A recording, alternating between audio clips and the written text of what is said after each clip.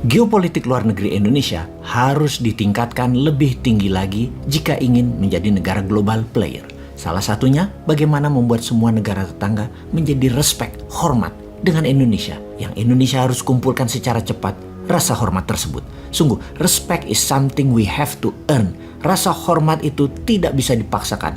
Harus dikumpulkan sedikit demi sedikit. Untuk itu, kita harus memahami apa yang terjadi dengan gerakan satu rumpun ras Melanesia. Kita harus membuat strategi khusus untuk membangun rasa hormat di kawasan timur Indonesia yang saat ini menjadi perebutan pengaruh antara Kuat dengan Tiongkok. Jadi, pertama-tama kita harus bisa menjawab mengapa Vanuatu dan Solomon Island sangat anti dengan Indonesia. Mereka gemar menyerang Indonesia. Bahkan United Liberation Movement of West Papua atau ULMWP atau gerakan separatis membebaskan Papua dari wilayah NKRI dibangun dan berpusat di Vanuatu. Kita akan membicarakan mengenai kawasan ini termasuk membahas langkah Tiongkok yang 2 kali lebih cepat dari langkah Australia dan Amerika menguasai teritori tersebut. Video narasi kali ini didukung oleh aplikasi Dinaran. Dinaran adalah banking sistem layaknya uang Anda diletakkan di BCA dan Mandiri. Ada debit card untuk transaksi edisi dan ATM. ATM-nya GPN. Selama ada logo GPN, kartu ATM Dinaran bisa tarik tunai. Dinaran yang membedakan dengan BCA dan Mandiri adalah rekening rupiah Anda tadi ada jumlah gramasi emas yang setara. Kalau Anda letakkan 10 juta rupiah, maka di debit card Anda ada kurang lebih 10,3 gram emas juga sebagai underlay-nya. Gramasi emas selalu sama, namun nilai rupiah turun naik berdasarkan naik turunnya harga emas dunia. Ayo sahabat, registrasi di aplikasi Dinaran di Google Store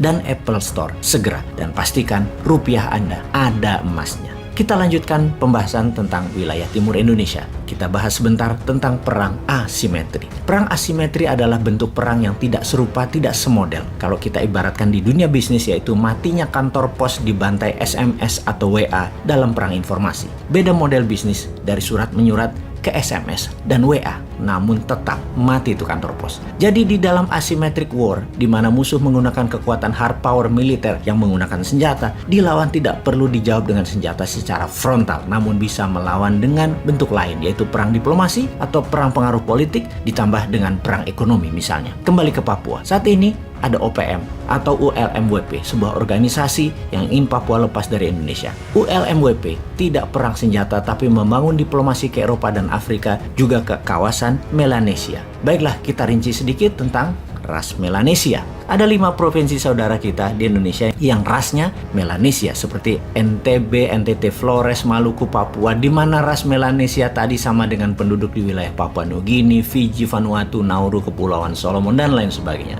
ULMWP, United Liberation Movement of West Papua ini mepet secara kultural, ras, dan diplomasi ke negara-negara Melanesia di Pasifik Selatan. Secara pribadi, Bosman ini cukup tahu wilayah tersebut semua karena lama beredar di sana atas nama informasi pertahanan. Saat ini yang menjadi pejuangnya adalah Dubes Indonesia untuk New Zealand. Berat tugas dia. Berat memang melawan perang asimetrik di Papua itu. Perlu keseriusan pemerintah pusat. Kita melihat kelemahan bernegara di masa lalu yang harus jadi pelajaran dan jangan sampai berulang lagi kemudian. Misalnya dalam kasus Sipadan Ligitan yang diambil Malaysia. Malaysia itu mengambilnya tidak pakai senjata. Malaysia pakai kerja 20 tahunan lebih dalam silent dan shadow. Malaysia melobi Mahkamah Internasional. Malaysia melobi PBB, kemudian meletakkan tradisional fisherman Malaysia terus beredar di sana sehingga currency ringgit, siaran radio Malaysia hingga penduduk tempatan hanya kenal Malaysia. Ketika waktunya tepat, Malaysia klaim Sipadan Ligitan. Duer, hilang wilayah itu dari peta nasional Indonesia. Indonesia kalah diplomasi,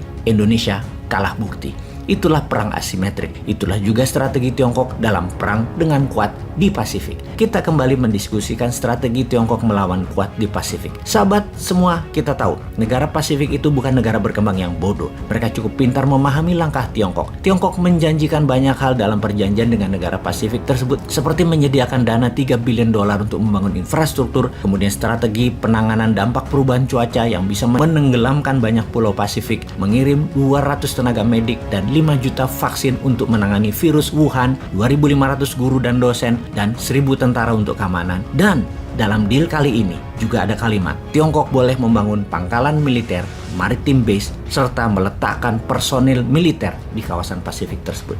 Wang Yi yang berada di Kepulauan Pasifik selama beberapa hari mengadakan kunjungan ke 7 negara Pasifik dan 3 virtual meeting dengan 3 negara lainnya. Pusat pergerakan ini semua ada di Solomon Island dan berakhir di Fiji, di mana Wang Yi memberikan pernyataan persnya akan rencana kerja dengan 10 negara Pasifik dengan Tiongkok di Fiji tersebut. Kegiatan Tiongkok di Pasifik ini menampar keras Perdana Menteri Australia yang baru, Anthony Albanese, karena semua ini terjadi di halaman belakang Australia, sehingga membuat kuat jaga-jaga dan Canberra buru-buru juga mengirim Menteri Luar Negeri Australia ke Fiji di saat yang sama. Agaknya memang langkah Tiongkok ini bikin panik kuat dan pastinya bikin panik Australia yang kehilangan pengaruhnya di negara-negara Pasifik tersebut. Ada yang menarik di antara negara yang sedang digarap Tiongkok. Di negara Pasifik tersebut ada satu negara kecil yang melawan dan tidak mengizinkan wilayahnya untuk di-fishing, diambil ikannya oleh Tiongkok dan tidak mau join kesepakatan dengan Tiongkok. Dialah Mikronesia. Mikronesia negara kecil yang penduduknya hanya 150.000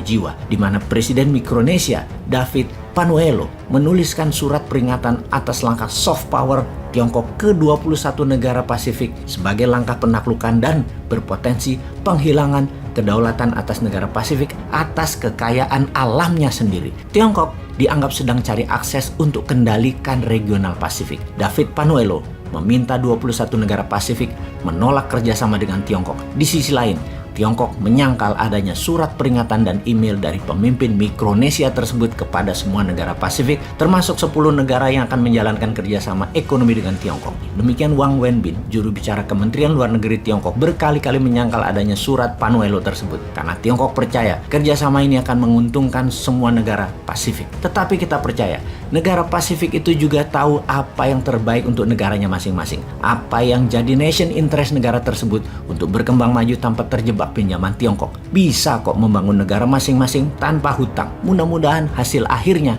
Wang Yi, sang Menteri Luar Negeri Tiongkok, membawa tangan kosong ketika balik ke kampung mereka ke Tiongkok.